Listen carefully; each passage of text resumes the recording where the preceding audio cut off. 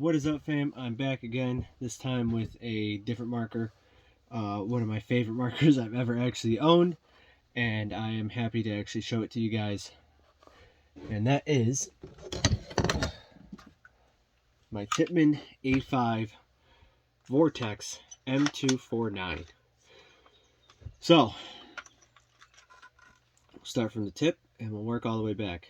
On the tip here, we have a MCS, I believe it's a Mark 23 mock suppressor.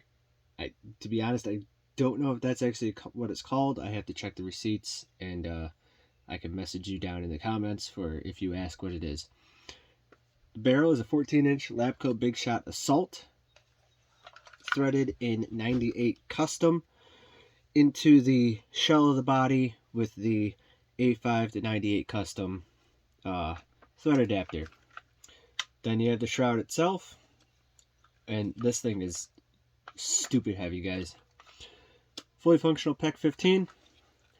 Telescopic bipod legs that I got from Amazon. They work. I really like them. It gives it a little bit of weight, but not a whole lot. Down below we have a small little stubby foregrip. We've seen that on the TMC that I've showed you guys before. On the other side, we have a Picatinny mount, sling mount that's easy to come on and off. Just push a button, slide it on, and slide it back on. Slide it on, slide it off.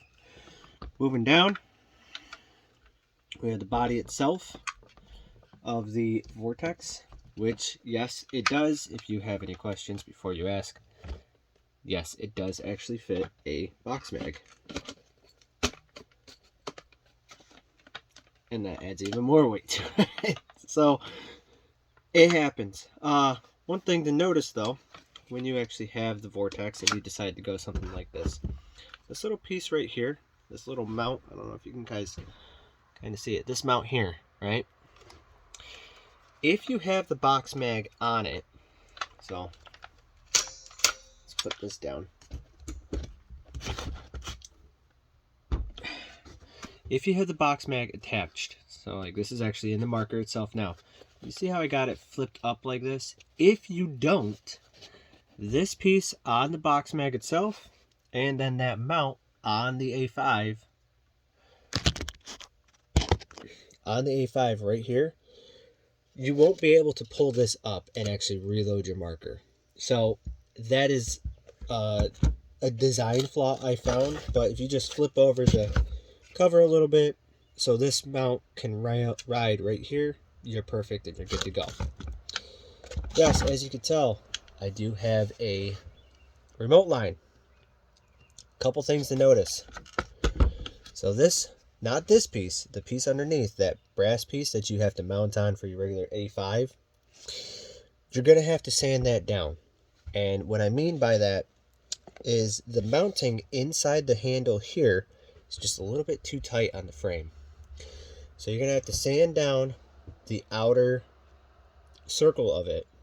So you have the threads, and you have an outer circle. So we'll use this as an example. So assume these are the threads, right? And then there's this big ass circle here.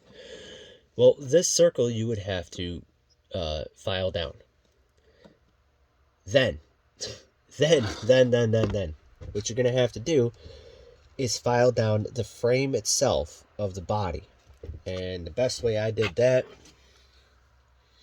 I just used a little file like this, put it inside my drill, drilled it out nice and slow, and you just take your time. Don't go too fast, don't go absolutely crazy, and you're good to go. All right, once you got that all, tighten it all down, give it a couple shots, and you're good to go. Up top, we've seen this before. This is a Pinty 4x39 by Jesus Christ. Pinty red, blue, green dot optic 9x32. It is a 4x optic. Another design flaw that we spotted. Well, I spotted. It's your charging handle. Look how short this charging handle is. So if you're gonna go with something like this, I would highly suggest to get a longer charging handle. I mean, I could still do it. You know, I could still do it. But it is a pain. It is a pain. On the back, we obviously know you just have the regular telescopic bus stock. I decided to go something like this because I wanted something to be a little smaller, not crazy big. I'm not really using the optic too much. I'm mostly going to be firing from above it. Got my line of sight down this side or the other side. So as you can see, I'm not looking down the optic. I'm actually using my left eye to look down the sight line of the body to the barrel itself. Okay. Yes, indeed, it does actually fold and use regular magazines as well. So if you decide to run out of your box mag, you can go with regular D-mags. However, I have to figure out how we are going to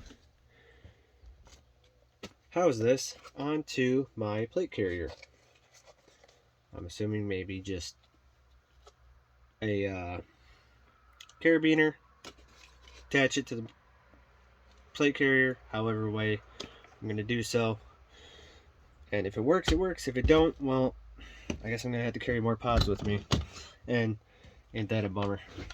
But this is my Tippmann A5 Vortex 249. If you guys have any questions, comments, or concerns regarding the M249 Vortex, please go ahead and write down in the comments below.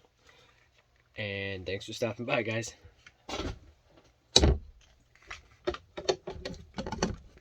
right. Deuce.